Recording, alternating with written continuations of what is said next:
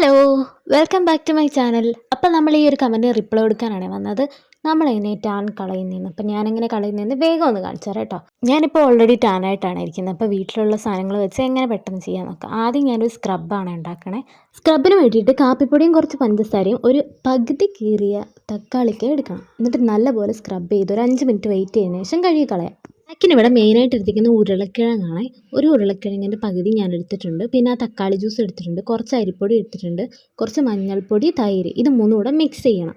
എന്നിട്ട് നമ്മൾ സ്ക്രബ് കഴിഞ്ഞ് ഫേസിൽ അപ്ലൈ ചെയ്യണം. എന്നിട്ട് ഒരു 20 മിനിറ്റ്സ് വെയിറ്റ് ചെയ്യണം. എനിക്ക് നല്ല ടാനായെന്ന് തോന്നുമ്പോൾ ഞാൻ ഈ ഒരു പാക്കാണ് യൂസ് ചെയ്യുന്നത്. ഇതെനിക്ക് നല്ല റിസൾട്ട് തരാറുണ്ട്. മഞ്ഞൾപ്പൊടി അലർജി ഉള്ളവരാണെങ്കിൽ അത് യൂസ് ചെയ്യേണ്ട കേട്ടോ. അപ്പോൾ ബാക്കി സാധനങ്ങളൊക്കെ യൂസ് ചെയ്യണം. തൈരുള്ളവർ, അലർജി ഉള്ളവരാണെങ്കിൽ പാല് യൂസ് ചെയ്താലും മതി. അപ്പം ഞാൻ ഈ പാക്ക് ഒന്ന് കഴുകുന്നുണ്ട്. അപ്പോൾ എനിക്ക് ചെറിയ റിസൾട്ടൊക്കെ തോന്നുന്നുണ്ട്.